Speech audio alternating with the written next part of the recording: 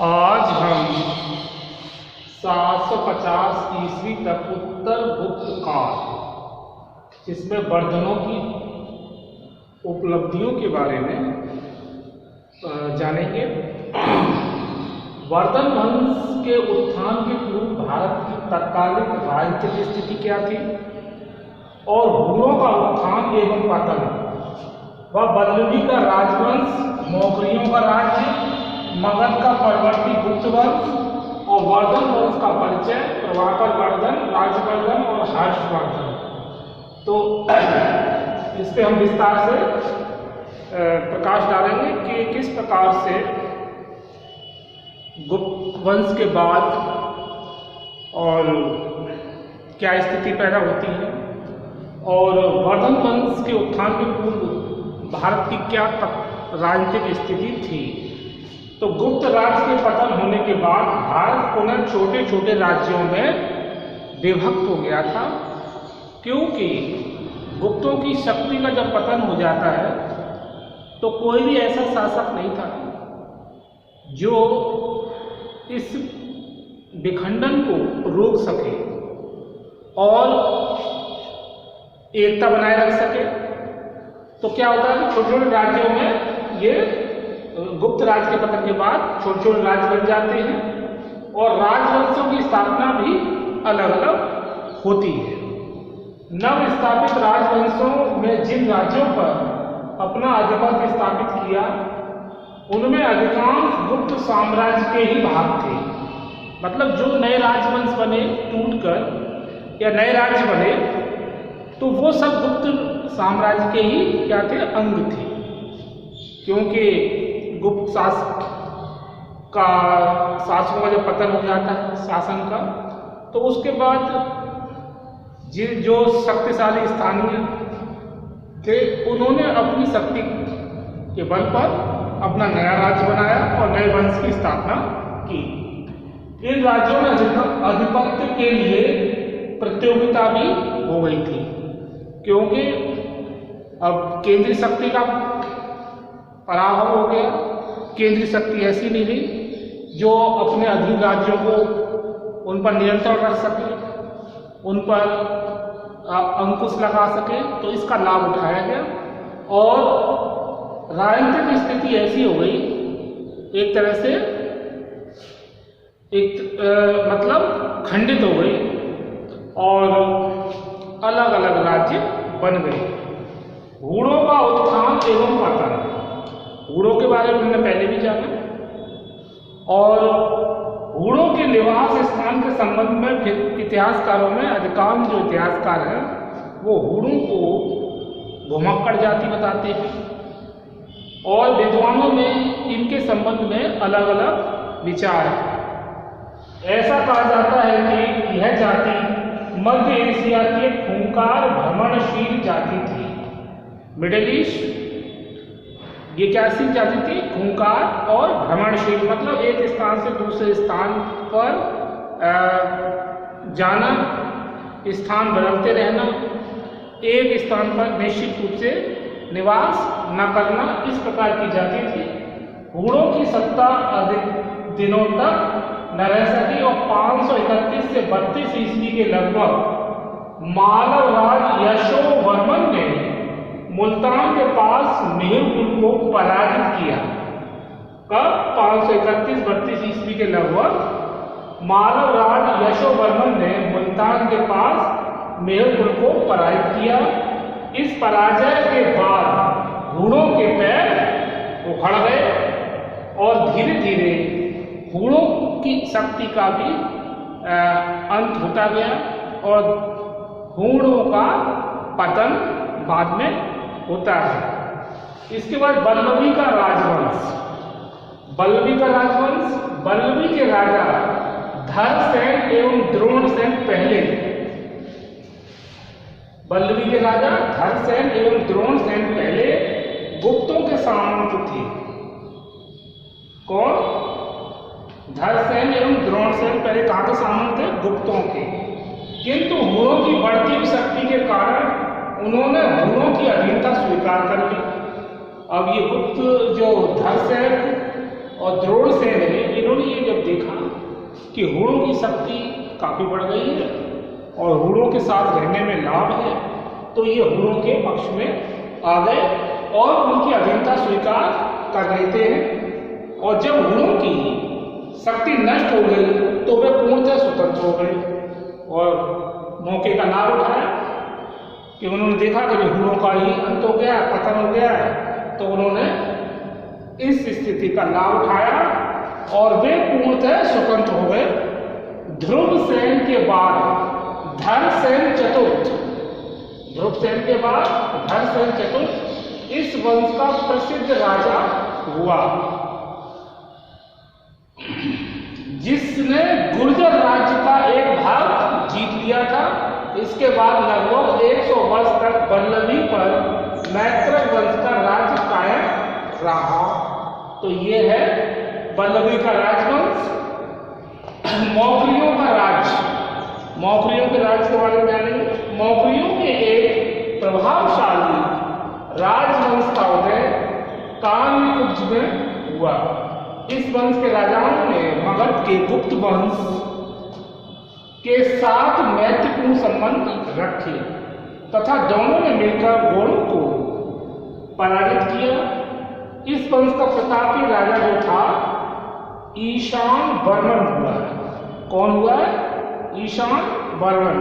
तो मौर्यों का भी अपना एक अलग वर्चस्व रहा और इसका प्रतापी राजा जो है ईशान वर्मन।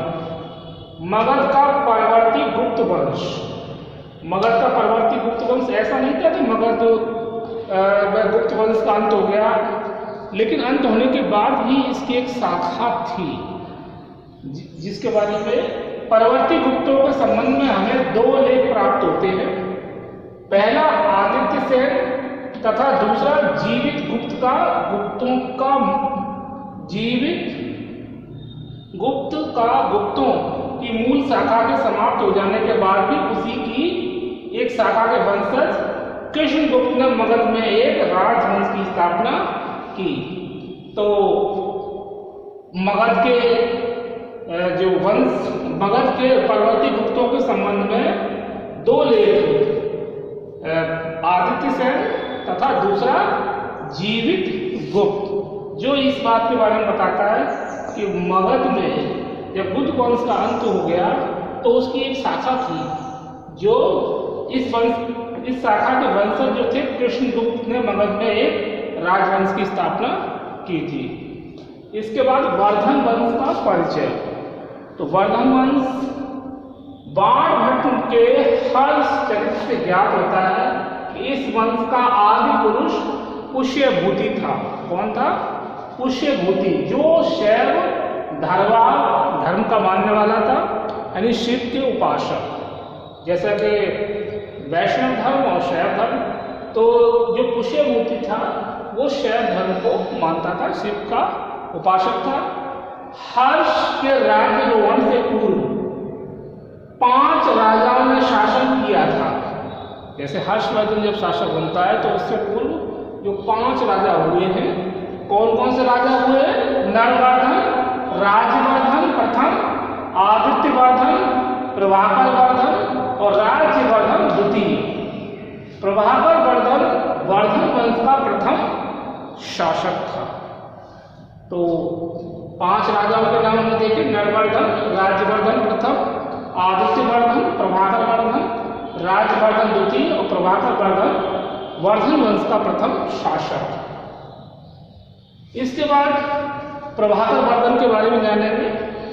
प्रभाकरवर्धन थानेश्वर का प्रथम शक्तिशाली शासक था, जिसने परम भट्टारक और महाराजाधिराज की उपाधियां धारण की।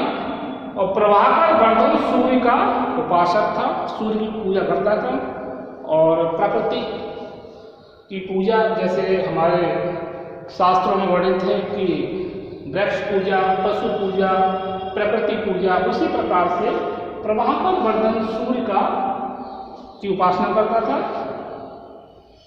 प्रभाकरवर्धन की जो पत्नी थी, उस पत्नी से उसे 3 संतानें प्राप्त हुई थी, जिसमें राज्यवर्धन, हर्षवर्धन और एक पुत्री थी जिसका नाम था राजश्री।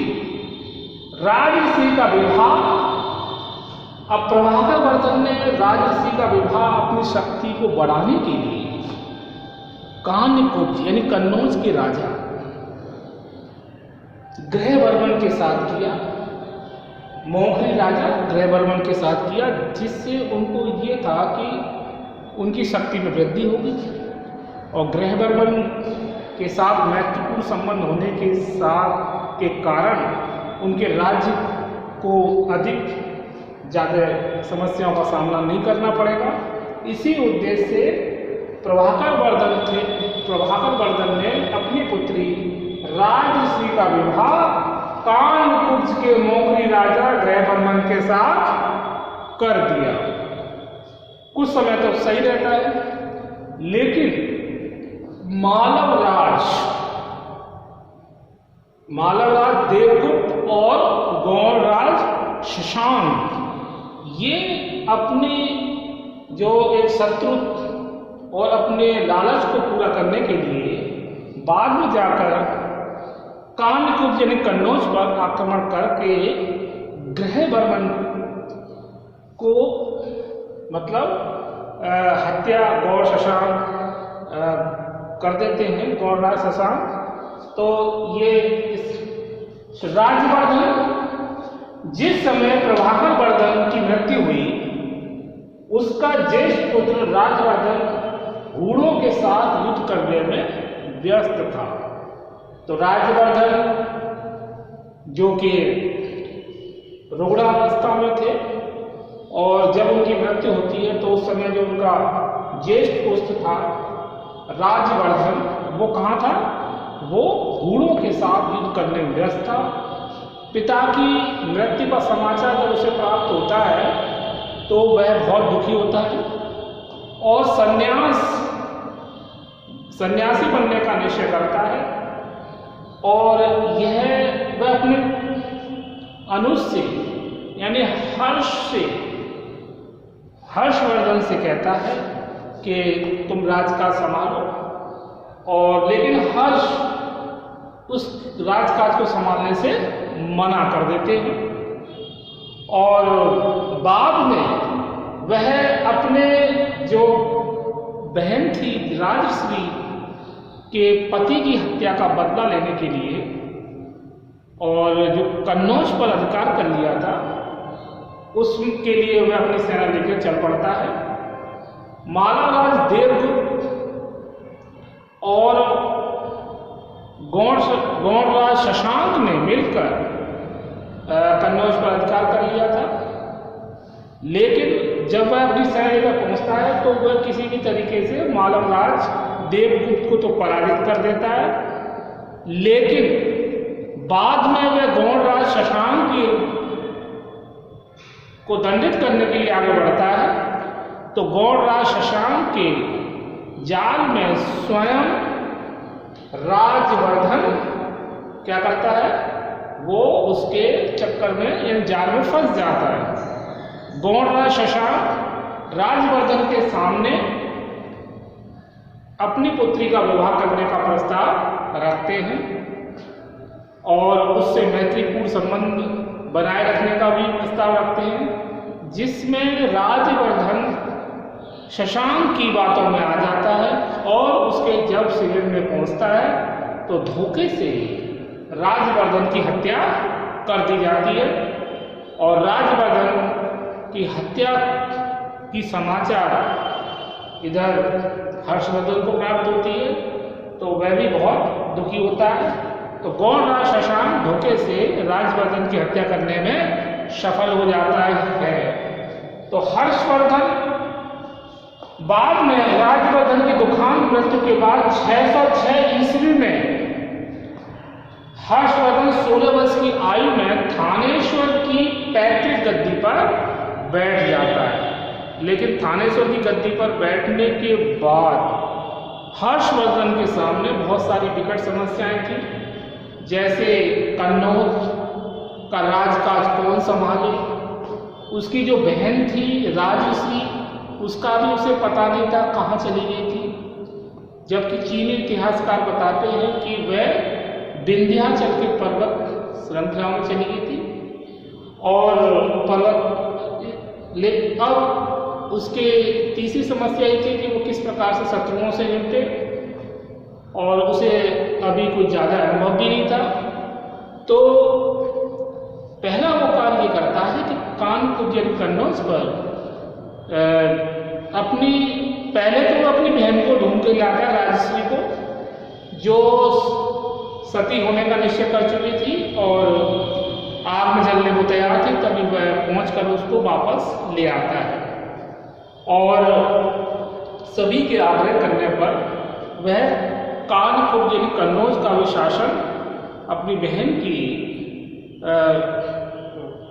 के सानिध्य में वह शासन देखने लगता है। इस प्रकार उसकी शक्ति में भी वृद्धि होती है।